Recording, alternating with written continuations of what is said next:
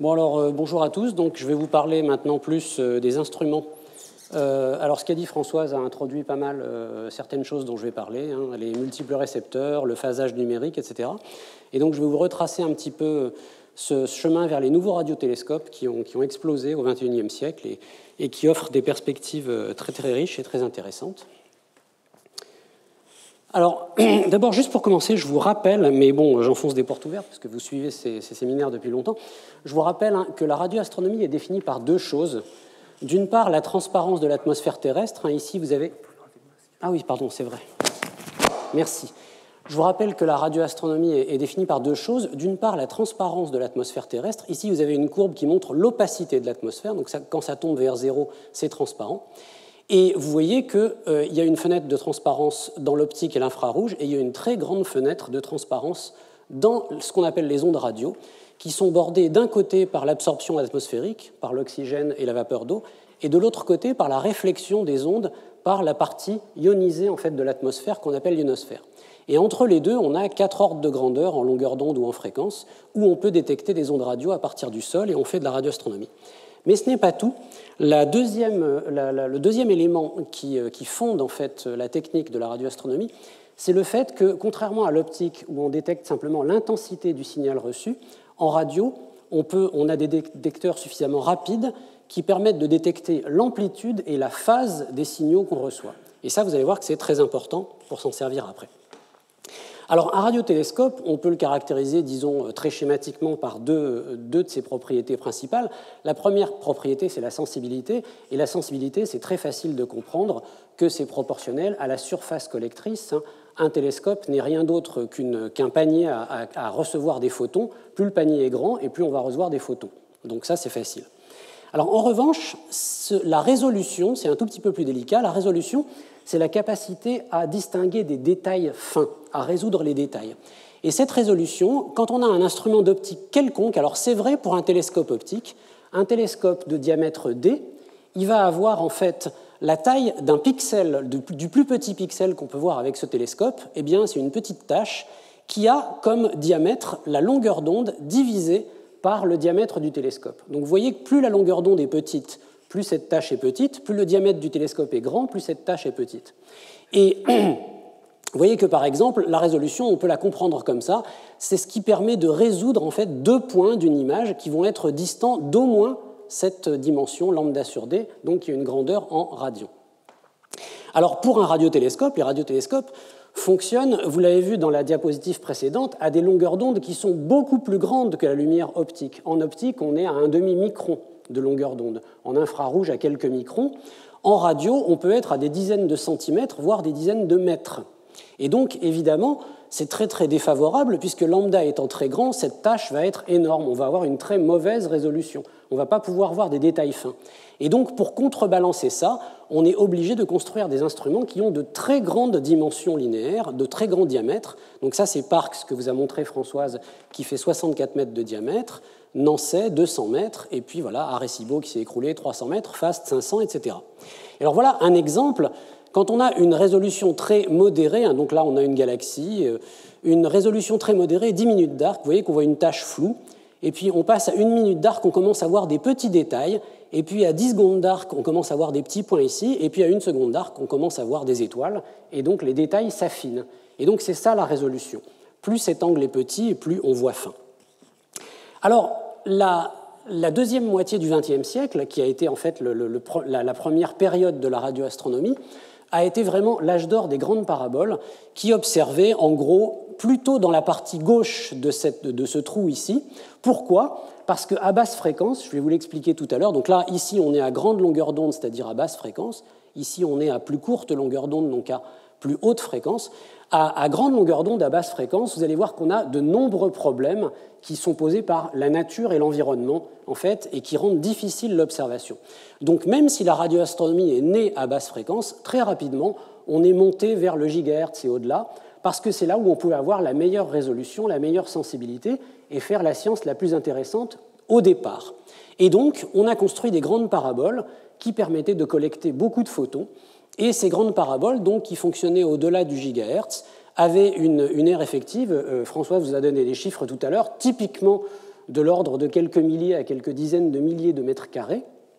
Et puis, ils offrent une résolution angulaire typiquement de l'ordre de la minute d'arc. Alors, vous voyez, on a des paraboles de 100 mètres de diamètre, mais malgré tout, la résolution angulaire qu'elles fournissent, c'est celle que a l'œil nu, en fait, en visible. La résolution de l'œil, c'est environ la minute d'arc aussi. Donc, ce n'est pas énorme. Ça ne permet pas de faire des images extrêmement fines. Alors néanmoins, on peut faire de la science très intéressante.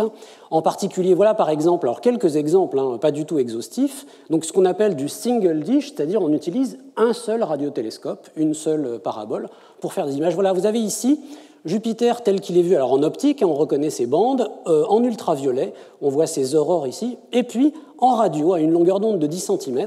Alors vous voyez que l'image est beaucoup plus floue, on n'a pas une très bonne résolution, mais en revanche, on voit apparaître de nouveaux phénomènes, on voit apparaître des oreilles autour de Jupiter, qui sont en fait ces ceintures de radiation.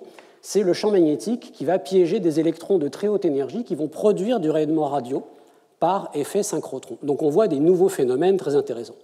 Alors vous avez évidemment les pulsars, Françoise vous en a parlé au début de son exposé, donc des étoiles mortes en rotation rapide qui produisent des impulsions. Ces impulsions sont dispersées par leur trajet dans le milieu interstellaire, et on peut les dédisperser, les sommer, et donc avoir des pics comme ça, et puis on peut regarder chaque pic, quelle est la forme exacte du pulse, et faire plein de physique très intéressante.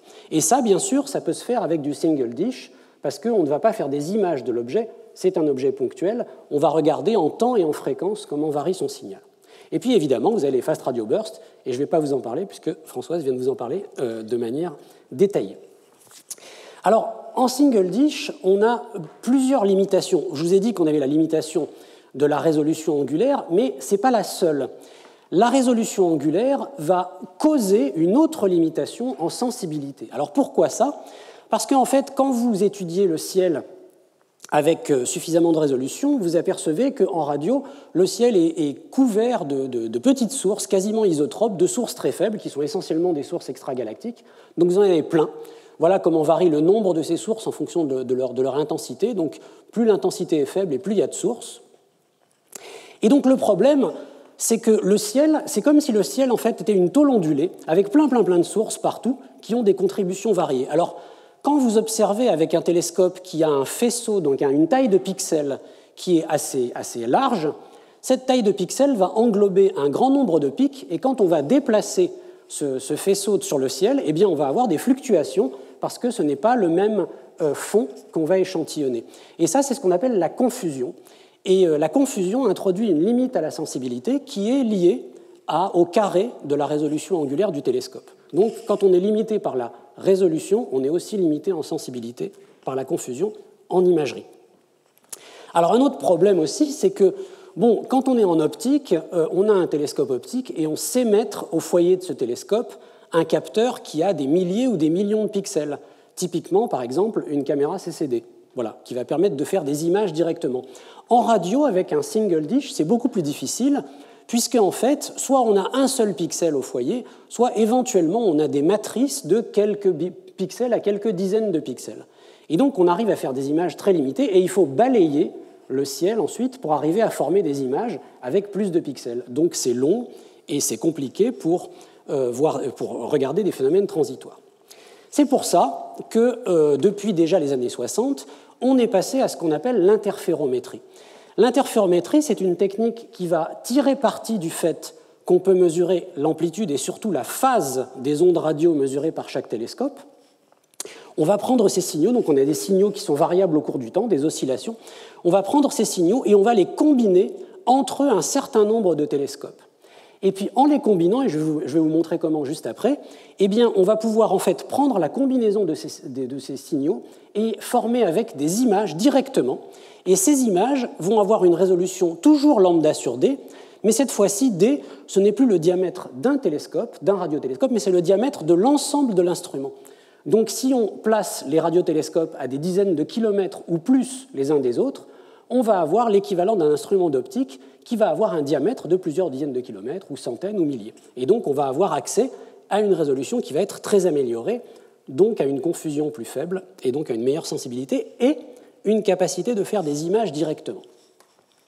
Alors, en 1 heure, je n'ai pas le temps de faire un cours d'interférométrie, ce n'est pas possible, mais pour vous donner un petit peu le sentiment de ce que c'est, Quand vous avez deux radiotélescopes qui regardent dans une direction donnée, hein, qui a un angle θ ici par rapport à la ligne qui joint les deux télescopes, et vous avez donc des ondes qui vous arrivent d'une source. Alors comme la source est à l'infini, les ondes vous arrivent parallèlement sur les deux télescopes, donc ce sont les ondulations rouges que j'ai mis ici. Vous voyez que vous allez avoir un retard entre le moment où l'onde touche le télescope numéro 2 ici et celui qui touche le télescope numéro 1. Et ce retard va donner une information sur ce qui se passe dans la direction θ ici. Quand on est au zénith, le retard est nul. Quand on est dans une autre direction, le retard va être cette fois-ci sur le télescope numéro 2. Et ce que va mesurer un interféromètre, ça va être ce qu'on appelle la corrélation, c'est-à-dire le produit des signaux mesurés par les deux télescopes. On fait un produit et puis on moyenne ce produit sur un certain temps. Et en fait, ce qu'on peut montrer, c'est que ce produit, en fonction de l'angle θ, de la direction de visée, eh bien, il va avoir comme ça un comportement comme un interféromètre, c'est-à-dire en fait comme des fentes Young, des trous Young, on va avoir des franges d'interférence sur le ciel. C'est-à-dire qu'en fait, un ensemble de deux télescopes va former en fait un système de franges de réception sur le ciel avec des maxima et des minima. Et cette paire de télescopes, c'est ce qu'on appelle une ligne de base. Une ligne de base, ce sont deux radiotélescopes. Alors en fait, pour faire de l'imagerie en radio, le principe, c'est qu'on va avoir bien sûr plus que deux radiotélescopes. On va avoir 3, 5, 10. Par exemple, l'IRAM, c'était 6. Maintenant, NOEMA, c'est 12. Le VLA, c'est 27, etc. Et puis, ça peut aller à des centaines. Donc, quand vous avez un certain nombre de radiotélescopes, vous allez avoir beaucoup de lignes de base. Si vous avez n radiotélescopes, vous avez n fois n-1 divisé par 2 lignes de base. Donc, vous pouvez avoir des milliers de lignes de base. Chaque ligne de base qui se place dans un plan, en fait, on appelle ce plan UV, en fait, c'est la direction et la longueur et l'orientation de cette ligne de base, correspond à un réseau de franges dans le ciel. Plus la ligne de base est grande, plus le réseau est serré, plus elle est étroite, plus le réseau est large, et l'orientation va dépendre de l'orientation de la ligne de base. On va combiner en fait les signaux de toutes ces lignes de base et on va faire une opération mathématique dessus, et cette opération mathématique va directement nous donner une image du ciel. Donc c'est très différent de ce qu'on fait avec un seul radiotélescope. Là, on prend la corrélation des signaux de toutes les paires de radiotélescopes, on applique une opération mathématique dessus et on obtient une image du ciel. Alors voilà, en fait, on peut démontrer que les signaux qu'on mesure, donc toutes ces corrélations qu'on mesure en chaque point du plan UV, le plan où il y a les lignes de base dedans, eh bien en fait, c'est une opération mathématique qu'on appelle la transformée de Fourier, dont Françoise vous a parlé, du ciel, multipliée par une fonction qui dépend de la géométrie du radiotélescope et qu'on appelle sa fonction de transfert. Et puis si on fait une transformée de Fourier inverse, on prend les données qu'on a, on applique une opération mathématique qui est la transformée de Fourier inverse et on obtient directement la carte du ciel. Et cette carte du ciel est simplement convoluée avec la point spread function, c'est-à-dire la réponse du télescope, comme en optique, où vous avez une image qui va être multipliée par la figure de diffraction du télescope. Donc c'est exactement la même chose. Et donc en fait, cette petite équation traduit le fait que la transformée de Fourier de l'image du ciel est dans le plan des antennes, là où on a placé les antennes. C'est ce qu'on appelle le théorème de Zernike-van Sittert qui nous dit ça. Alors, comme je vous disais, quand on a n antennes, on a n, n-1 sur 2 lignes de base, et donc ce n'est pas forcément suffisant, le nombre de points qu'on a ici, pour avoir une très bonne image. Et donc on va se servir à la fois du fait d'observer à plusieurs fréquences et du fait d'observer pendant longtemps, les lignes de base vont tourner avec la rotation de la Terre, pour mieux couvrir en fait notre pupille, qui est l'ensemble des radiotélescopes, et avoir une meilleure image. Alors ici, vous avez un petit... Je vais prendre d'abord une seconde pour vous faire une toute petite démonstration avec un logiciel absolument merveilleux qui s'appelle le simulateur de synthèse d'ouverture. Alors vous avez ici un tableau de commande, mais je ne rentre pas dans les détails. Vous avez ici 2 radiotélescopes qui sont là, et ces 2 radiotélescopes forment une ligne de base, et voilà la position de cette ligne de base dans le plan UV dont je vous parlais. Et bien sûr, il y a son symétrique, mais on ne s'en occupe pas. Eh bien, quand on a une base horizontale ici, on fait sur le ciel un système de franges qui va être perpendiculaire à la ligne de base. Alors moi, ce que je veux, c'est faire une image de ça. Ça, c'est la nébuleuse du crabe. Bon, ici, j'ai la réponse de mon télescope, je le multiplie par mon image et j'obtiens le résultat. Bon, ici, on a la nébuleuse du crabe, mais simplement vue par 2 télescopes. Ce n'est pas terrible, hein, on ne voit pas très bien. Alors, vous voyez que si j'écarte mes 2 radiotélescopes, eh bien, qu'est-ce qui va se passer? Alors, voilà, évidemment, ça ne marche pas quand on fait une démonstration. Voilà. Qu'est-ce qui va se passer? Il va se passer que c'est planté. Bon. Alors, je vais quitter. Alors là, c'est carrément planté. Hein. Alors, comme je suis extrêmement insistant, je relance le programme. C'est pas grave. Voilà, on le relance, ça va remarcher. Je vais charger un télescope qui va être formé de 2 antennes. Voilà. Voilà, donc j'ai de nouveau. Alors maintenant, je vais écarter mes antennes. Quand j'écarte mes antennes, vous voyez que les franges se resserrent. Quand je rapproche mes antennes, les franges formées sur le ciel deviennent de plus en plus larges. C'est le lambda sur D que je vous parlais, on fait varier D ici. Si je change la position de mes antennes, vous voyez que les antennes, les franges vont être orientées d'une manière différente sur le ciel. Donc chaque paire d'antennes, orientation, longueur, me donne une information différente. Évidemment, avec 2 antennes, ce n'est pas suffisant. Donc je vais remettre mon antenne à cette place-là, et puis je vais rajouter une antenne de plus. Vous voyez ? Je rajoute une 3e antenne, et puis je l'écarte un petit peu ici. Voilà, je la mets là. Alors vous voyez que ça complique la réponse de mon télescope, mais c'est toujours pas terrible l'image que j'ai ici. Mais ça, c'est une image instantanée du ciel. Donc je vais me servir de la rotation terrestre et augmenter le temps de pause. Alors quand j'augmente le temps de pause, vous voyez que mes points ici dans le plan UV se transforment en des cercles avec la rotation. Et je commence à avoir une réponse de télescope qui devient beaucoup plus proche d'un point ici, et une image qui va ressembler de plus en plus, maintenant cette fois-ci, à l'image que je cherche de la source qui m'intéresse. Alors si je rajoute d'autres antennes, eh bien plus je vais rajouter des antennes, et plus l'image va se mettre à ressembler à ce que je veux. Et alors pour terminer, je vais par exemple charger un réseau qui est le Very Large Array au Nouveau-Mexique, dans sa configuration B, et vous voyez qu'avec le Very Large Array, déjà de manière instantanée, ce n'est pas terrible du tout ce que j'obtiens comme image. En revanche, dès que je me mets à poser sur quelques heures, eh bien, vous voyez que j'obtiens une image qui est extrêmement fidèle par rapport à ce que je cherche. Et c'est ça la magie de l'interférométrie. On prend des antennes, on fait des corrélations des signaux, on prend toutes ces corrélations, on applique une opération mathématique et on obtient une image du ciel. Et donc, tout va être ensuite dans les maths détaillées qu'on peut faire avec ça. Voilà, donc j'en reviens où j'en étais ici. Alors voilà, c'était un exemple. Ça, c'est avec une image instantanée, donc quelques antennes qui ont donc cette couverture du plan UV et qui me donnent donc une image instantanée qui n'est pas très fidèle à l'original. Mais quand j'utilise la rotation de la Terre, la couverture de mon plan va donner ça, et donc une image de plus en plus proche de l'original. Alors la démo vient de finir. Alors voilà quelques exemples d'interféromètres classiques, c'est-à-dire formés de plusieurs paraboles aux Pays-Bas, le VLA au Nouveau-Mexique, le GMRT en Inde, le plateau de Bure, donc l'IRAM et maintenant NOEMA en France, ALMA au Chili. Et donc tout ça, avec leurs différentes caractéristiques que vous pouvez retrouver dans le PDF plus tard, vous donne ça. Alors avec ça, on peut faire des images très intéressantes. Par exemple, voilà des galaxies vues en optique, et voilà leur contrepartie à la même échelle en radio. Alors c'est très intéressant, vous voyez qu'on voit l'hydrogène neutre ici, l'arrêt H1, et vous voyez que la distribution hydrogène neutre est beaucoup plus étendue que ce qu'on voit en optique. Donc là encore, la radio nous révèle une réalité différente et complémentaire de ce qu'on voit en optique. Vous avez ici Cygnus A, une source, une galaxie lointaine, et en fait en radio, on voit des jets énormes de matière qui sont émis. On a l'impression qu'on a une souris qui éjecte 2 éléphants ici, et on a vraiment des jets énormes qui sont de la matière très ténue, mais qui interagit avec le milieu intergalactique et qui va créer ces phénomènes qui sont très intéressants à étudier. Donc là, ici, on est vers le gigahertz. Et puis, à plus haute fréquence, à plus petite longueur d'onde dans le millimétrique, ça, c'est, je trouve, une des images les plus merveilleuses qu'on a obtenues avec ALMA, qui est en fait un disque protoplanétaire en formation. On a une étoile, et puis de la matière et des sillons qui sont creusés par des planètes en train de se former. Et les simulations numériques qui ont été faites donnent quasiment la même image. Donc c'est fantastique. Et puis ça, c'est tout un tas de vents stellaires donc, qui sont vus par ALMA, donc dans le millimétrique et submillimétrique. On peut utiliser aussi la polarisation des ondes. Alors la polarisation, je ne vais pas rentrer dans les détails, c'est une onde, c'est un champ électrique qui oscille, mais il y a aussi la direction dans laquelle ce champ électrique oscille par rapport à l'observateur, linéaire ou qui tourne, etc. Donc polarisation linéaire ou circulaire.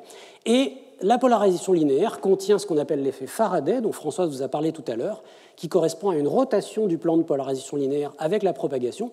Et on peut remonter, grâce à ça, aux champs magnétiques, qui sont tous les petits traits jaunes ici, dans la source étudiée et dans le milieu entre la source et nous. Et donc ça permet d'étudier à distance les champs magnétiques, ce qui est extrêmement intéressant. Alors, l'interférométrie n'a pas de limite. Plus on éloigne les antennes les unes des autres, et plus on a des bases longues et donc des résolutions angulaires très petites. Et la résolution ultime a été obtenu donc il y a 2 ans, ou 3 ans maintenant, pour obtenir avec un réseau de télescopes millimétriques, submillimétriques qui couvre toute la Terre, une image avec une résolution de 10 micro-arcs-secondes, en fait, du trou noir qui est au centre de la galaxie M87. Et c'est l'image de l'Event Horizon Telescope, dont vous avez tous entendu parler. Alors, ça, c'est très très bien, l'interférométrie avec ce télescope, ça permet d'avoir une très haute résolution, mais les champs qu'on va regarder sont très petits. D'abord, ils sont limités par chaque parabole, et donc ça veut dire un petit champ d'une fraction de degré carré en général, voire moins. Et puis en plus, l'interférométrie qu'on va faire dedans, on va aller regarder le centre du champ en faisant des images. Alors, aux basses fréquences, les paraboles ne sont pas efficaces du tout. Elles ne sont pas efficaces parce que d'abord, une parabole, pour être un instrument collecteur de photons efficace, il faut que la taille de la parabole soit beaucoup plus grande que la longueur d'onde. Sinon, ce n'est pas un instrument d'optique, c'est presque un plan réflecteur. Et donc, quand vous avez une longueur d'onde qui va être de 1 mètre ou de 10 mètres, eh ben, même une parabole de 100 mètres ne fait que 10 fois à 100 fois la taille de la longueur d'onde. Donc ça, ce n'est pas terrible, ce n'est pas très efficace. Et puis, donc, c'est limité par les capacités. Il faut des instruments gigantesques, limités mécaniquement, et même avec ça, on a des résolutions qui ne sont pas terribles. Donc, en fait, en basse fréquence, on s'est tourné depuis déjà longtemps, aussi les années 60-70, 1960-70, vers ce qu'on appelle des réseaux d'antennes, des réseaux phasés. Alors, vous en avez en Ukraine, à Nancy, en Sologne, aux États-Unis, au Nouveau-Mexique. Donc, ce sont diverses antennes dont on va combiner, là encore, les signaux. Mais pas de la même manière que pour un interféromètre. En effet, avec ces antennes, on ne va pas faire des images, on va synthétiser un seul télescope, donc qui va faire un faisceau, qui va avoir un faisceau récepteur dans le ciel. Alors, pour vous donner un exemple, ici vous avez le télescope de Parkes, et quand on a un pointage mécanique, il faut déplacer des dizaines de tonnes mécaniquement pour pointer dans une direction donnée. Donc ce n'est pas pratique, ça prend du temps. Là, évidemment, c'est accéléré dans le temps, ça prend plus longtemps que ça de bouger le télescope. Quand vous avez un réseau d'antennes, alors vous avez en fait alors là je vous représente les choses à une dimension, mais vous pouvez vous imaginer exactement la même chose à 2 dimensions sur le sol. Vous avez un certain nombre d'antennes ici, et puis si vous allez sommer cette fois-ci, et non pas faire le produit, mais la somme des signaux qui viennent de toutes les antennes. Alors j'ai représenté les câbles qui viennent de 2 antennes, simplement pour ne pas charger mon diagramme, mais en fait vous pouvez imaginer que vous avez les mêmes câbles qui viennent de partout. Si vous sommez les signaux avec des câbles de même longueur partout, donc vous sommez les signaux en phase, eh bien, vous allez avoir un maximum de sensibilité exactement à la bissectrice, au zénith, perpendiculaire à votre série d'antennes. Si vous voulez observer, non pas au zénith, mais dans une direction qui est inclinée, eh bien, vous voyez que pour chaque antenne va être affecté, le signal arrivant qui va être affecté d'un délai qui va être de plus en plus grand quand je vais de la droite vers la gauche ici, puisque c'est dû à la direction θ. Eh bien, si vous compensez ce délai sur chaque antenne par un circuit électronique qui va retarder le signal de chaque antenne, donc un grand delta T ici, et puis un petit peu moins là, un petit peu moins là, etc., eh bien, vous allez avoir une réponse de votre série d'antennes qui va être maximum, cette fois-ci non pas au zénith, mais dans cette direction-là. Si vous mettez les délais de l'autre côté, vous allez être sensible dans une autre direction.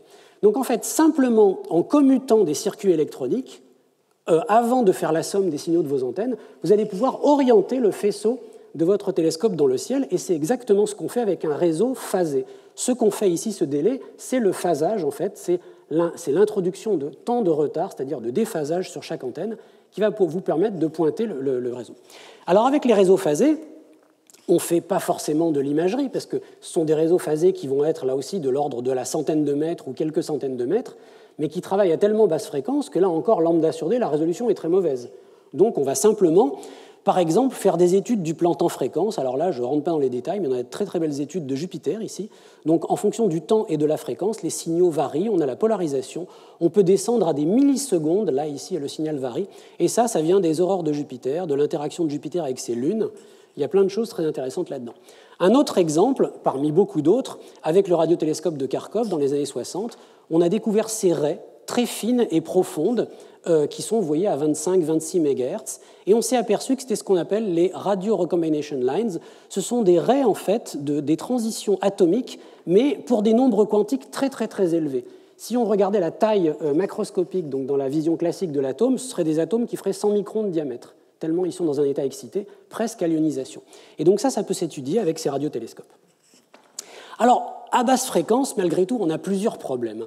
On a 3 problèmes principaux qui sont que, vous savez qu'en optique, L'atmosphère perturbe les observations qu'on fait, et il faut, parce que l'atmosphère bouge, et il faut mettre de l'optique adaptative qui va déformer le télescope pour compenser les mouvements de l'atmosphère, pour avoir la limite théorique de diffraction du télescope. En radio, c'est pareil. Vous voyez, ici, vous avez une observation pendant un jour où l'ionosphère était calme, et ici, pendant un jour où l'ionosphère était perturbée. Alors, l'ionosphère, c'est la couche ionisée, donc avec des électrons libres qui est à 200 km d'altitude, et il y a des bulles dedans, des variations avec l'activité solaire. Et quand l'ionosphère est ionisée, eh bien, vous voyez que le champ bouge de manière terrible, il se déforme, et si on fait des images intégrées sur très longtemps, on va avoir des horribles pâtés, et on va avoir perdu toute la finesse des images. Ça, c'est un premier problème. Par ailleurs, le ciel en optique, il est noir, il fait essentiellement 3 Kelvin, hein, c'est le corps noir cosmologique, mais quand on va vers les fréquences de plus en plus basses, à cause des électrons qui se déplacent dans notre galaxie et qui produisent du rayonnement par effet synchrotron et par effet Bremsstrahlung, on va avoir en fait une brillance équivalente du ciel qui est très très grande. Hein, à 1 GHz, le ciel ne fait encore que 5 Kelvin, mais à 100 MHz, il fait 1000 degrés, l'équivalent de 1000 degrés isotrope. À 10 MHz, il fait 300 000 degrés. Voilà. Donc on a un ciel très brillant et ça va être beaucoup plus difficile de détecter des sources ponctuelles sur ce fond brillant.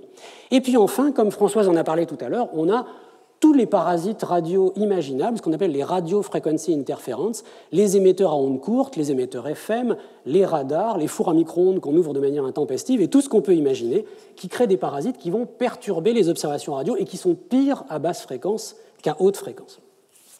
Alors c'est ça alors ça et les progrès de l'informatique ont motivé en fait la deuxième révolution de la radioastronomie, qui est le passage au radiotélescope numérique. Et le premier exemple de cette révolution, c'est le radiotélescope LOFAR, qui couvre toute l'Europe. Alors vous voyez, vous avez des antennes de LOFAR, donc des radiotélescopes de LOFAR, qui sont dans tous les points jaunes ici. Il y en a un à Nancy, en Sologne, et puis il y en a jusqu'en Suède, maintenant jusqu'en Pologne, il y en a en Lettonie, c'est pas tracé ici. Et alors, ce qui est très intéressant maintenant, c'est que chacun de ces télescopes est lui-même un réseau phasé d'antennes. Donc, on va coupler la technique des réseaux phasés avec l'interférométrie. Donc, LOFAR est un interféromètre de réseau phasé. Donc, chacun des groupes d'antennes ici, qui est à chaque endroit, est un réseau. En fait, il y a 2 réseaux d'antennes, parce que vous allez voir, on couvre une gamme de fréquences très très large, et donc on n'arrive pas à faire ça avec un seul type d'antenne. Donc, on a 2 types d'antennes pour couvrir 2 moitiés de la bande passante. Donc on a 2 types d'antennes que je vais vous détailler dans un instant.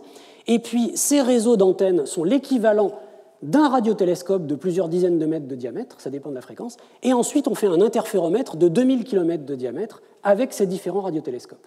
Voilà. Donc on va avoir un interféromètre de réseau phasé. On a à peu près 50, ça s'appelle des stations de LOFAR, à peu près 50 stations LOFAR à travers l'Europe. Alors à Nancy, par exemple, c'est une vue de la station de radioastronomie française à Nancy. Ici se trouve la station LOFAR de Nancy avec ses 2 jeux d'antennes et puis un container qui contient toute l'électronique. Et alors là, voilà dans une vue par hélicoptère ici. Là, c'est le radiotélescope bien connu, en fait, le grand radiotélescope de Nancy qui travaille au gigahertz et qui observe des pulsars notamment. Ici, c'est la station LOFAR construite en 2010. Et cette station est formée donc de 2 jeux d'antennes. Ici, on a un jeu d'antenne qui est formé de simples fils tendus par un mât et puis au-dessus d'une grille fer à béton. Alors quand on voit ça, on n'a pas l'impression de voir un instrument d'optique très performant, et pourtant. Et puis à haute fréquence, on a d'horribles dalles de polystyrène recouvertes de plastique qui contiennent là aussi des antennes qui sont des dipôles croisés, donc 2 lames de métal croisées. Alors en fait, fonctionnellement, voilà ce que c'est qu'une station LOFAR. C'est 2 réseaux d'antennes qui couvrent à peu près un disque de 60 et de 50 mètres aux 2 gammes de fréquences. Ça, c'est les antennes avec les fils fins. Ça, c'est les tuiles en polystyrène. La première partie des antennes, les basses fréquences, couvrent de 30 à 80 MHz.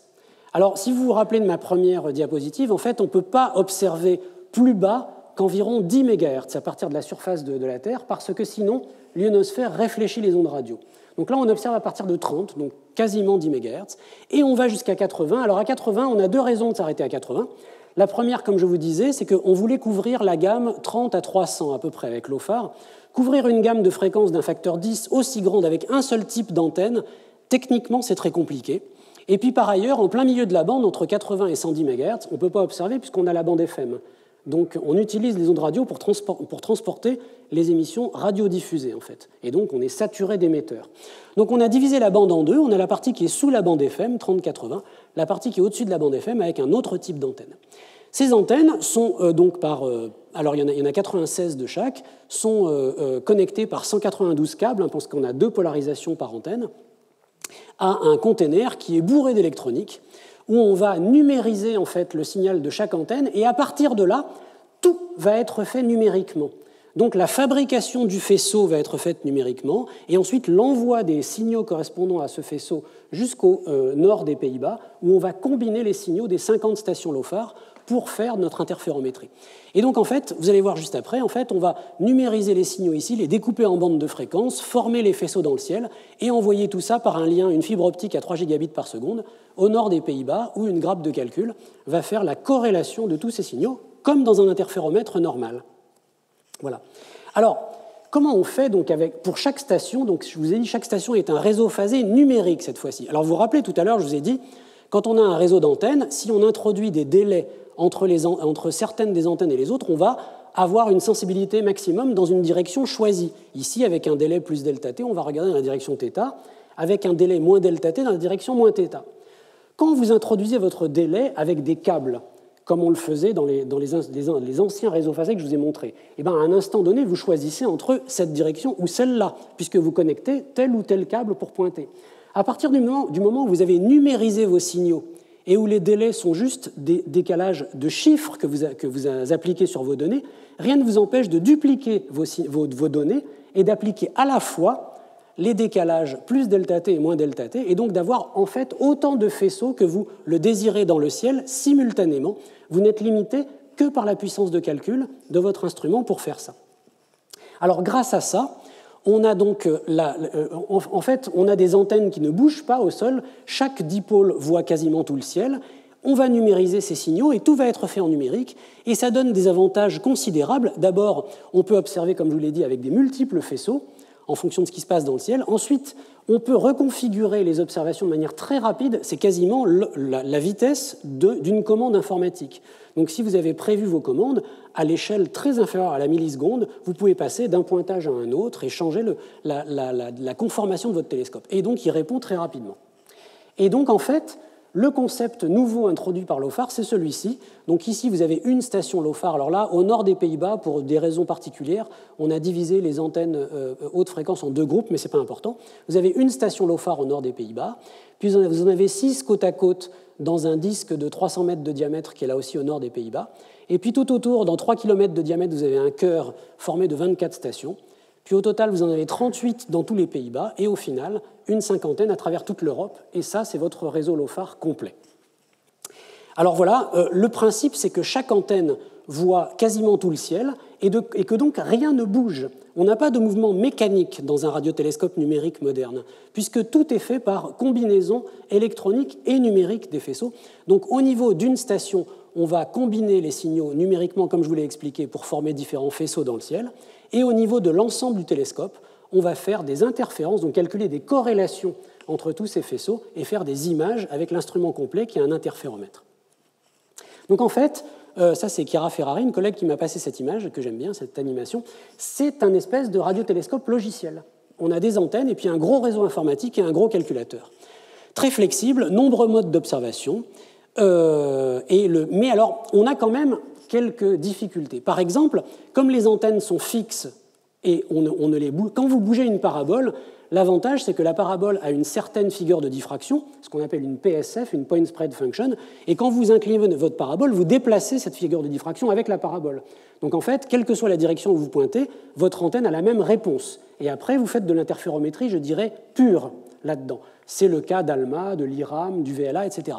Là, vous avez des antennes qui ne bougent pas au sol, donc ces antennes, elles ont elles-mêmes une réponse qui varie en fonction de l'espace.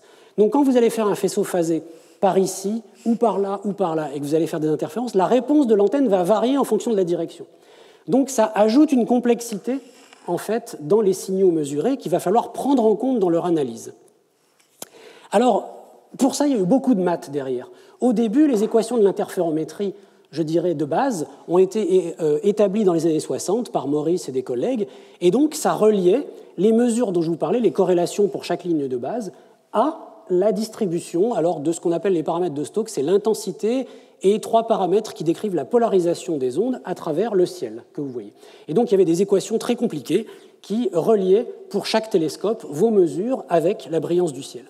Et puis en 1996, il y a eu vraiment une rupture épistémologique en quelque sorte. Il y a un nouveau cadre mathématique qui a été proposé pour analyser l'interférométrie, ça s'appelle la Radio Interferometer Measurement Equation, ou RIME en résumé, donc l'équation de la mesure radio-interférométrique, qui a été proposée dans 3 articles de Amateur, Bregman et Salt, 3 scientifiques néerlandais et australiens. Et c'est un formalisme matriciel. Alors, je vous rassure, je ne vais pas rentrer dans les détails ici, mais c'est juste pour vous dire, la logique de ça, c'est que votre intensité et polarisation du ciel est dans une petite matrice, un petit tableau à 4 éléments, 2 x 2. Et puis ce petit tableau, il va être encadré par plein de petits tableaux à 4 éléments qui vont représenter toutes les contributions de ce qui arrive au signal depuis le ciel jusqu'à vous. Donc la propagation va être 2 matrices de 2 côtés, et puis ensuite la réponse du télescope, l'angle de visée, etc. Tout peut se mettre dans une succession de matrices qui vont être affectées à une antenne et l'autre antenne de la ligne de base. Et vous allez obtenir à l'arrivée la mesure de corrélation pour cette ligne de base. Et alors, ce qui est très intéressant, c'est que cette équation, qui relie donc des milliers de mesures à la carte du ciel, peut être inversée avec des mathématiques spécialement faites pour manipuler les matrices. Et en plus de ça, un plus jeune collègue de l'Observatoire de Paris, Cyril Tass, dans les années 2014-2018, a inventé en fait une nouvelle manière de manipuler ces matrices, une manière à la fois, donc ça porte sur des méthodes qu'on appelle en mathématiques de la diagonalisation, il a obtenu une méthode qui permet de résoudre ces équations à la fois beaucoup plus vite et plus précisément. Alors en fait, ça consiste à découper le ciel qu'on veut observer en plein de facettes, de résoudre toutes les équations dans les facettes en même temps. Et pour vous donner le résultat, donc ça permet de prendre en compte la polarisation, les effets instrumentaux. Et en fait, ce qu'on fait réellement avec ça, on fait de l'optique adaptative, mais de manière purement numérique. En optique, vous savez qu'on a nos miroirs déformables, on a des analyseurs de front d'onde, et puis ensuite des petits vérins, des centaines ou des milliers de vérins sous le miroir déformable, qui vont compenser avec la forme du miroir la turbulence de l'atmosphère. Ici, on enregistre comme des brutes le signal, et puis après, on fait tourner des algorithmes compliqués sur les signaux, et on fait de l'optique adaptative a posteriori. Donc, ce qui est très intéressant, c'est qu'on peut faire plusieurs essais, erreurs, et améliorer nos algorithmes. Et alors, par exemple, en découpant notre ciel comme ça, donc ça, c'est le nom de l'algorithme qui a été développé par notre collègue Cyril Tass. Voilà, par exemple, quelques années après le début de l'OFAR, les meilleures images qu'on pouvait faire étaient des images qui ressemblaient à ça. Donc on a des sources qui sont... Alors on voit très bien plein de sources dans le ciel, c'est très très puissant, mais on voit que les sources puissantes sont affectées de PSF, de réponses instrumentales très compliquées, très perturbées. Et avec les mêmes données et des algorithmes améliorés, on obtient ça comme image. Donc ce sont les mêmes données et voilà, une image. Et donc vous voyez qu'on commence à avoir des images extrêmement précises et regardez toutes ces petites sources qui sont en fait des sources extragalactiques, on voit des jets émis par toutes ces sources, donc on a une morphologie absolument incroyable qui commence à se révéler avec ces sources. Alors les méthodes d'inversion ne sont pas... Elles ont été développées pour l'OFAR, mais en fait elles s'appliquent à tous les types de radiotélescopes interférométriques. Voilà les mêmes méthodes appliquées sur... ici le VLA, je crois, ici ATCA, non, ici ça doit être Westerbork, pardon, et ici le VLA, ici MERCAT. Vous voyez, vous avez des images avant et après application de ces nouveaux algorithmes. Donc vous voyez le type de qualité d'image qu'on obtient. Alors MERCAT, c'est absolument fabuleux. Je vais y arriver. Avec nos signaux numériques, eh bien, les problèmes dont Françoise parlait tout à l'heure, c'est-à-dire on a beaucoup de parasites, en particulier quand on observe aux basses fréquences, là aussi, on va se servir des mathématiques, donc essentiellement des statistiques, comme d'une tondeuse à gazon, en fait, à retirer les parasites dans nos données, et on va partir d'images extrêmement polluées, dans lesquelles on va pouvoir détecter automatiquement tout ce qui est en jaune ici, et on va pouvoir retrancher tout ce qui est en jaune pour obtenir finalement des données qui sont débarrassées des parasites radio qui les affectent. Et par exemple, voilà quelques images de l'OFAR faites, alors il y a déjà pas mal d'années, en imagerie. Vous avez ici ce qu'on appelle un micro-quasar, une source stellaire dans notre galaxie qui émet des jets en tournant sur elle-même, donc ça donne ces structures en hélicoïdales des deux côtés. Ici, c'est la source qui est là, SS433. Vous avez ici, par exemple, le reste de supernova Cassiopée-A qui donne une coquille de gaz dans laquelle on a pu mesurer des raies de recombinaison atomique. Vous avez ici, avec un jeune collègue, des images qu'on a fait des ceintures de radiation de Jupiter aux plus basses fréquences jamais obtenues, en fait. Et surtout, il y a eu un programme extrêmement fructueux qui a été fait avec l'OFAR, c'est le survey complet du ciel de l'hémisphère nord à 2 mètres de longueur d'onde, donc à 150 MHz. Donc vous avez ici les surveys qui avaient été faits avant, et puis ici le survey de l'OFAR en termes de fréquence et de sensibilité. Vous voyez que la sensibilité est bien meilleure que les surveys précédents, au moins un facteur 10, et en plus, comme l'OFAR contient à la fois des lignes de base courtes et longues, on arrive à faire des images qui contiennent à la fois l'information sur les sources ponctuelles et sur les sources étendues. Alors voilà par exemple le VLA au Nouveau-Mexique. C'est un instrument où il y a 27 paraboles que l'on peut déplacer sur des rails. Et donc on peut avoir des configurations compactes ou des configurations étendues. Quand on a une configuration étendue, on obtient par exemple ici une image comme ça du ciel avec des sources ponctuelles. Donc ça c'est à 1,4 GHz, la fréquence de l'hydrogène. On est sensible aux petites structures dans le ciel, donc aux sources ponctuelles. Et là par exemple on détecte dans ce survey du VLA 90 sources par degré carré. Ensuite on va rapprocher les antennes du VLA en configuration compacte et on va détecter cette fois-ci les émissions étendues, les nuages de gaz étendus. On a à peu près 50 sources par degré carré.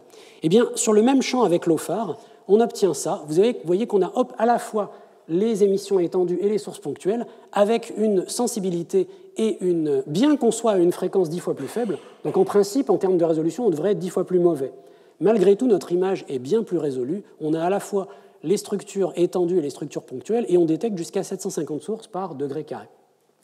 Et alors, quand ces images sont des images avec des dizaines de milliers de pixels, donc on peut aller faire des zooms sur les sources en question, et les résolutions sont telles qu'on peut commencer à faire des études multilongueurs d'onde en comparant ce qu'on voit avec l'optique, les rayons X, etc., et faire vraiment de la physique très intéressante comparative. Alors, je ne résiste pas à... si Cyril Tass, mon collègue, vous avez fait cette présentation, il aurait en fait exploré le ciel en temps réel avec une carte du ciel où on irait voir les galaxies vues par l'OFAR. Les formes sont incroyables. Voilà ici 2 exemples. Voilà 2 galaxies avec celle-là, c'est celle de tout à l'heure. Voilà une autre galaxie avec des jets absolument incroyables qui témoignent à la fois du mouvement du matériau dans le milieu intergalactique et de la galaxie elle-même. Et puis, il y a des formes absolument incroyables en fait, qui ont été détectées, donc des morphologies qui nous révèlent un univers dynamique à très grande échelle qui est extrêmement intéressant. Mais ce n'est pas ma spécialité, donc je ne vais pas m'étendre. Alors, comme l'OFAR est un télescope numérique, on n'est pas limité à faire de l'imagerie. On peut faire autre chose. Par exemple, on peut utiliser une partie des stations de l'OFAR, celles qui sont proches du cœur, pour faire un réseau phasé global. Donc c'est comme si, cette fois-ci, on va sommer les signaux de toutes les antennes et on va faire simplement des faisceaux. On ne va pas essayer de faire des images, mais on va faire des faisceaux dans le ciel et ces faisceaux vont être à la fois très sensibles et on va pouvoir aller observer très rapidement et avec une très grande résolution spectrale ce qui est dedans. Oui, j'ai oublié de vous dire, une des limitations des images, c'est que c'est difficile de descendre au-dessous, d'aller plus vite qu'un rythme d'environ 1 image par seconde. Donc si on observe des pulsars, par exemple, ou des fast radio bursts, ce n'est pas forcément optimal parce que ça peut varier à la milliseconde. Et donc pour ça, on va utiliser ce mode-là, où on va en faire des faisceaux phasés, donc en sommant les signaux du cœur de l'OFAR, pour faire des faisceaux très fins, très sensibles, avec lesquels, par exemple, on va étudier des pulsars. Alors, ce qui est limitant, c'est que comme on a une ionosphère qui n'est pas la même au-dessus de tout l'instrument, eh bien, comme on fait la somme instantanée du signal de toutes les antennes, on ne peut pas faire ça au-delà de quelques kilomètres. Donc on ne peut pas utiliser les 50 stations de l'OFAR pour faire des faisceaux phasés. On prend uniquement celles du cœur, qui sont dans les 24 stations qui sont dans 3 km de diamètre au nord des Pays-Bas. Et on va utiliser donc la moitié des stations de l'OFAR pour faire des faisceaux phasés. Mais dans ces faisceaux phasés, on peut étudier par exemple les pulsars de manière extrêmement fine. Et avec l'OFAR, on a fait une cartographie complète du ciel pour y chercher des pulsars. Alors je ne sais plus quel est le nombre exact, mais il est très au-delà d'une centaine de pulsars découverts avec la forme de leurs pulses. On a étudié ces pulsars, certains se sont révélés être bimodaux, c'est-à-dire ils sont actifs en X et ils dorment en radio, et puis un peu plus tard, ils vont être actifs en radio et ils dorment en X, donc ça c'est extrêmement intéressant. On a découvert le pulsar le plus lent, celui qui tourne en 23 secondes et demie sur lui-même, c'est vraiment très très lent. Les pulsars d'habitude tournent en 1 seconde, voire quelques millisecondes. Bon, il faut quand même penser que ce sont des étoiles de 10 km de diamètre, c'est pas rien de tourner en 1 seconde. On a des binaires, en fait. Vous voyez qu'on a un pulsar ici qui disparaît, qui réapparaît ici, et il subit des éclipses. C'est en fait ce qu'on appelle, alors il y a toute une terminologie, des étoiles à dos rouge, des naines à dos rouge, ou alors des veuves noires, sont en fait une étoile naine et un pulsar. Le pulsar va irradier très fortement son compagnon, et puis il va soit la chauffer au rouge, si je puis dire, soit carrément enlever en fait la plus grande partie de la matière de son compagnon. Donc ça donne des objets à éclipse comme ça. Et puis le mode en réseau phasé est aussi très utile pour étudier le Soleil. Voilà, alors ici une image d'émission, ça c'est une image en ultraviolet derrière, et puis voilà une image en radio. Mais vous pouvez faire des images dynamiques. Ici, vous avez à la fois des images et à la fois le temps et la fréquence, des sursauts solaires qui correspondent à des électrons qui vont se propager loin du Soleil en des quelques secondes ou quelques fractions de secondes. Et vous pouvez à la fois, au fil du temps qui passe, eh bien, observer l'énergie, la distribution temps-fréquence et la position de ces sursauts. Donc une physique extrêmement riche qui peut être faite en mode faisceau phasé. Vous avez un troisième mode très intéressant qui est cette fois-ci, on va aller à la résolution temporelle maximum. On ne va plus descendre à la milliseconde, on va aller carrément à la nanoseconde, donc à l'échelle de temps où on numérise le signal sur chaque station. On a des circuits électroniques qui permettent de stocker quelques secondes de signal et de les rejouer après pour étudier des phénomènes très rapides. Et avec ça, par exemple, on a pu étudier l'arrivée de gerbes d'électrons dus à des rayons cosmiques qui rentrent dans l'atmosphère terrestre. Et vous voyez ici, vous avez les différentes stations du cœur de l'OFAR qui sont illuminées au cours du temps par les signaux de la gerbe de rayons cosmiques. Ce qui est intéressant, c'est l'échelle de temps. Tout le film qui vient de se dérouler se passe en 300 nanosecondes, donc moins qu'une microseconde pour le film que vous venez de voir. Et comme on a l'information justement sur le déroulé, on peut en déduire la direction d'arrivée, l'énergie, la profondeur de pénétration, la composition de ces rayons cosmiques, donc c'est super intéressant. Ces données à la nanoseconde ont été aussi utilisées pour cartographier des éclairs dans l'atmosphère terrestre, donc près de l'OFAR, autour de l'OFAR. On a réussi en fait à cartographier la manière dont les canaux ionisés en fait, des éclairs se développent en quelques fractions de secondes, quelques millisecondes au total. Et donc ça, c'est très très intéressant pour étudier la dynamique des éclairs d'orage terrestres. Voilà. Alors, bien sûr, l'OFAR était le premier de ces nouveaux radiotélescopes, mais bien sûr pas le seul. François vous en a déjà mentionné un certain nombre. Et par exemple, vous avez en Afrique du Sud, MERCAT, un ensemble de 64 paraboles de 7 et 12 mètres, je crois, qui a réalisé, alors en hydrogène, des images absolument incroyables du centre galactique. On est dans l'hémisphère sud, donc on a ici le centre galactique avec le plan galactique des filaments qui semblent en partir, une bulle qui a été observée des deux côtés en fait, de gaz partant dans les deux directions, et puis plus récemment, en fait, des amas de galaxies en fait, avec des morphologies tout à fait formidables observées par MERCAT. Et puis à beaucoup plus basse fréquence, par exemple, en Australie, l'instrument MWA, le Murchison Wide Field Array, a réalisé un très beau survey du ciel entre 70 et 230 MHz, où on voit bien sûr la Voie lactée, et puis les différentes couleurs correspondent à différentes fréquences dans cette bande, et on peut aller faire des études multifréquences très intéressantes. Et bien sûr, vous avez ASCAP, qu'a mentionné Françoise, en Australie, des paraboles, vous avez CHIME au Canada, vous avez un grand nombre de télescopes qui ont comme point commun que la partie numérique devient absolument prépondérante dans l'acquisition et le traitement des données. Alors là, ces deux télescopes fonctionnent pour MERCAT à ces fréquences-là, autour de la dizaine, la trentaine de centimètres, et puis pour le MWA, autour de quelques mètres de longueur d'onde. Alors vous avez FAST, bien sûr, le radiotélescope chinois, qui est un espèce d'Arecibo géant. Bon, Arecibo, comme vous le savez, s'est écroulé. FAST fait 500 mètres de diamètre, mais à un instant donné, on peut utiliser qu'une fraction de cette surface, puisqu'on va déplacer le foyer et puis on va utiliser une portion de la surface que l'on va refaçonner en parabole parce que les panneaux sont mobiles. Et donc, il peut refaçonner localement la forme du télescope. Alors, c'est un single dish, donc ça pourrait sembler un petit peu anachronique finalement à notre époque d'instruments numériques modernes. Néanmoins, comme Françoise vous le mentionnez, il y a beaucoup de récepteurs au foyer et il y a quand même une efficacité d'observation, notamment pour les pulsars, les fast radio bursts, qui est très grande. Ce n'est pas un instrument merveilleux pour faire de l'imagerie, en revanche. Alors, cette révolution numérique a un coût, et Françoise en parlait un petit peu, et je reviens un peu dessus. Le coût, c'est le débit des données, leur stockage et le traitement de ces données. Maintenant, vous avez... Alors, bien sûr, pour MERCAT, par exemple, vous avez encore des paraboles, donc vous avez encore une partie hardware qui est importante. Il faut faire des belles paraboles très précises, les piloter mécaniquement, etc. Mais pour l'OFAR, on a vraiment des antennes rustiques, des dipôles qui sont de simples bouts de métal, avec un préampli qui est formé d'un circuit miniaturisé en tête d'antenne, et puis tout de suite, on va aller numériser le signal. Et donc tout va se faire en numérique, et cette fois-ci, toute la puissance du télescope va être dans le numérique. Alors, les signaux sont captés, en fait, numérisés et ensuite traités par des grappes de calcul. Par exemple, ça tient dans 2 armoires. En fait, vous avez 13 énormes PC qui contiennent des CPU et des GPU, des processeurs graphiques, liés par des liens à 100 gigabits par seconde, qui sont en fait le corrélateur, c'est-à-dire l'imageur de LOFAR. Ensuite, une fois que vous avez fait les produits bruts, il faut les post-traiter. Pour les post-traiter, vous avez des grappes d'une centaine de PC en fait, qui sont mises à la disposition des utilisateurs.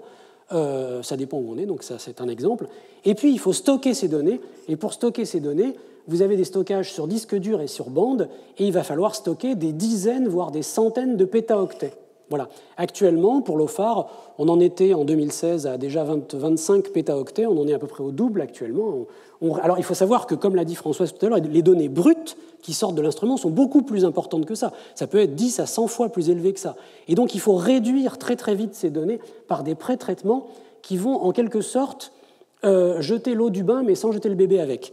Il faut essayer de ne pas jeter le bébé avec l'eau du bain, donc réduire les données en gardant l'information intéressante. Et donc ça, c'est vraiment le défi du pré-traitement. Et alors ensuite, ces données, alors on n'a pas 50 pétaoctets de disques durs qui tournent en permanence. En général, on va stocker les données sur des bandes magnétiques à très haute densité, dans des robots. Et quand vous demandez des données que vous voulez retraiter, eh bien, vous faites une requête informatique. Et là, le robot va aller chercher les données sur bande, les copier sur disque dur. Sous 24 heures, c'est à votre disposition. Et après, vous mettez une semaine à les copier par le réseau informatique avant de pouvoir les traiter localement sur place. Ou, de plus en plus maintenant, on va aller vers des systèmes systèmes d'information, en fait, des archives de données, où on va faire rentrer les données dedans, mais on ne va plus les faire ressortir. On va les faire ressortir localement. C'est-à-dire, en fait, on va avoir des données et puis des machines à côté de ces données dans lesquelles on peut créer des ordinateurs virtuels qui vont directement travailler sur des données sans qu'on ait à les redéplacer. Parce que le déplacement de pétaoctets de données devient un casse-tête absolument insoluble. Alors, vers les très basses fréquences, comme je n'ai pas beaucoup de temps et puis que c'est mon bébé, je ne vais pas faire du favoritisme, donc je ne vais pas insister beaucoup, mais on est en train de finir de développer à Nancy un complément très important à LOFAR qui s'appelle Nénuphar, une nouvelle extension qui upgrade LOFAR, qui a un ensemble de 2000 antennes, quasiment autant d'antennes que LOFAR n'en contient dans tous les Pays-Bas, mais situées dans un seul point, à Nancy en Sologne, et qui vont vraiment se focaliser sur les très très basses fréquences. Donc l'idée, voilà, c'est d'avoir autour de la station LOFAR de Nancy un ensemble d'antennes très compactes qui va regarder les basses fréquences de LOFAR, et encore en dessous, on va descendre jusqu'à 10 MHz, donc regardez la bande de 10 à 85 MHz. Vous avez une petite vidéo qui tourne. Et puis en chiffres, voilà, on a là aussi plusieurs instruments en un parce que tout numérique, près de 2000 antennes, formées de groupées, 400 mètres de diamètre, de l'ordre de 10 pétas de données par an traitées, de données traitées par an. Les données brutes peuvent être de 10 pétas par jour, de 10 à 85 MHz, et une aire effective, vous voyez, très supérieure à un Parkes et très équivalente à un Arecibo, en fait. Alors avec ça, il y a des nouveaux sujets. Comme on est à très basse fréquence, on veut aborder des nouveaux sujets scientifiques. Un nouveau sujet, par exemple, c'est la recherche de l'aube cosmique. L'aube cosmique, c'est avant la formation, c'est vraiment au moment de la première formation des étoiles et des galaxies, des toutes premières. Et ça, il y a des prédictions théoriques. Alors, il y a 2 types de prédictions théoriques. Il y a des prédictions qui disent, oui, quand on va vers le passé, évidemment, on va vers des fréquences de plus en plus basses. C'est toujours de l'hydrogène qu'on observe, mais décalé de plus en plus vers les basses fréquences, vers le rouge. Et on devrait voir un spectre qui a des creux et des bosses, en fait, et notamment un grand creux vers 70 MHz. Ça, c'est la théorie qui nous dit ça. Et puis, en 2018, il y a un petit instrument en Australie qui a détecté un signal qui ressemble à ce creux. Alors, en fait, il ressemble, mais pas complètement. Il est beaucoup plus profond, il est beaucoup plus large et plus plat. Et donc, les gens se sont énormément excités dessus, mais le résultat des courses, c'est que c'est tellement difficile de retirer toutes les sources d'avant-plan qu'en fait, on ne peut pas conclure. C'est toujours partagé. Et donc, la deuxième manière de conclure, ce n'est pas de regarder le signal global, mais de faire de l'imagerie du ciel. Et avec cette imagerie, dans cette même gamme de fréquences, eh bien, en fonction de la fréquence, on devrait voir des images. Voilà, ici, c'est la fréquence qui défile. On va de plus en plus vers les basses fréquences. Et vous voyez que les images vont se mettre à varier. Et il y a une gamme de fréquences vers 70 MHz où on devrait avoir des structures très particulières. En faisant des images et en étudiant ces structures, eh bien, on devrait arriver, c'est exactement dans la gamme de Nénuphar, à savoir si oui ou non on a ce signal de l'aube cosmique. Et voilà les images qu'on est en train de faire avec Nénuphar. Et toutes les sources ponctuelles qu'on détecte, on les retire, et c'est entre ces sources qu'on va aller chercher le signal diffus qui contient peut-être la signature de l'aube cosmique. Alors on est en train d'essayer de faire plein de choses avec Nénuphar. Par exemple, on connaît bien les émissions radio du Soleil et de Jupiter. On essaye de détecter les émissions radio basse fréquence des étoiles et puis celles des exoplanètes. On commence avec LOFAR à y arriver, on espère le faire avec Nénuphar. On détecte énormément de pulsars avec Nénuphar déjà. Voilà une galerie de portraits ici, avec une cartographie dans le ciel, la région autour de nous où on les détecte. Et alors on détecte plein d'impulsions géantes du crabe. On détecte des pulsars millisecondes qui n'ont jamais été détectés à aussi basse fréquence.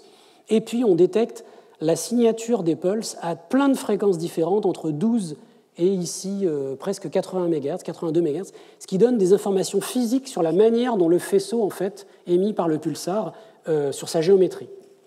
On fait des observations de la couronne solaire, très intéressantes avec Nénuphar. Et puis, alors, au plan technique, il y a une réalisation dont on est assez content. On a développé en fait une interface de contrôle virtuelle, c'est-à-dire en fait une interface web qui permet, assis devant votre ordinateur en n'importe quel point du globe, avec une connexion Internet, de complètement contrôler, surveiller l'instrument, programmer vos observations, récupérer les données et travailler dessus. Et donc, c'est ce qu'on appelle la salle de contrôle virtuelle, et c'est, à ma connaissance, la plus performante à ce jour. Et pour finir, il faut mentionner ce que Françoise disait à la fin de son exposé. Dans les années qui viennent, on va construire le plus grand radiotélescope jamais construit au monde, qui est SKA, le Square Kilometer Array, qui a en fait deux instruments en un. L'un à basse fréquence, qui formé de centaines de milliers d'antennes en Australie, dans le désert australien. L'autre à moyenne fréquence qui sera formé de centaines de paraboles en Afrique du Sud et qui vont couvrir à eux deux des très très basses fréquences de 50 MHz, ici en vert, jusqu'à 15 GHz ou plus. Et donc avoir une gamme de sujets à étudier astrophysique extrêmement vaste, avec une très grande sensibilité et une très bonne résolution, comme Françoise le disait, des centaines de kilomètres de longueur de base. Alors là où le bas blesse, mais bon, on y travaille, c'est le débit de données. Le débit de données, en fait, vous avez des chiffres alors que vous pourrez lire à tête reposée. Vous voyez que le débit de données pour SKA en parabole ou SKA basse fréquence se chiffre le débit brut en hexabytes ou en zettabytes, c'est-à-dire ce sont des nombres qui sont colossaux, qui sont comparables au trafic Internet mondial aujourd'hui, qui va être produit par l'instrument. Par exemple, on estime qu'on produira à peu près 5 zétaoctets par an. Un zétaoctet, c'est 1 million de pétaoctets. Bon, ça vous donne un peu l'échelle. Alors, il est évident qu'à ce stade-là, le stockage des données brutes est impossible. Mais il est impossible même pendant 10 secondes. Ce n'est pas possible. Donc, en fait, ce qui se passe, c'est qu'on envoie les données directement du télescope vers la poubelle. Ce qui est quand même, ce n'était pas la peine de dépenser 1 milliard d'euros pour ça. Mais en fait, c'est là où on met de l'intelligence, puisque les algorithmes qu'on développe doivent extraire l'information utile, qui va être 1000 fois plus petite en volume, directement en temps réel. Et c'est là où les algorithmes tels que ceux, par exemple, réalisés par Cyril Tass ou d'autres qui sont en développement actuellement et qui sont en train d'être testés. Donc il y a toute une écologie en fait, de SKA avec des défis instrumentaux où on met les astronomes en compétition et au défi de détecter dans des données simulées des émissions très faibles. Alors voilà, SKA est une organisation maintenant internationale. La France y est entrée en 2021, on est très content. Il y a une vaste gamme de sujets scientifiques qui vont être étudiés avec SKA, donc qui couvre vraiment tous les champs de l'astrophysique. Et puis alors, ces 4 dernières diapos, mais qui vont prendre 1 seconde chacune, vous donnent un petit peu en image l'évolution de la radioastronomie en 2005, 2010, 2015 et après 2020. Et vous voyez que ça se peuple de manière extrêmement dense, avec des instruments de plus en plus puissants, et malgré tout pas très chers, puisque si on cumulait tout ça, on n'aurait pas un sous-marin nucléaire. Donc c'est pas énorme. Et alors, à tel point, ça c'est une vieille figure, mais quand même à tel point que là, vous avez la résolution angulaire et la fréquence. On a des instruments qui vont de plus en plus bas en résolution angulaire et de plus en plus bas en fréquence. Et ici, la zone rouge, c'est la zone qui restera de tout temps inobservable parce que c'est la turbulence du milieu interstellaire qui empêche d'aller à des résolutions inférieures. Et vous voyez que les instruments actuels commencent à presque aller taper en fait, vers les basses fréquences, vers cette limite. Donc évidemment, on peut monter à plus haute fréquence.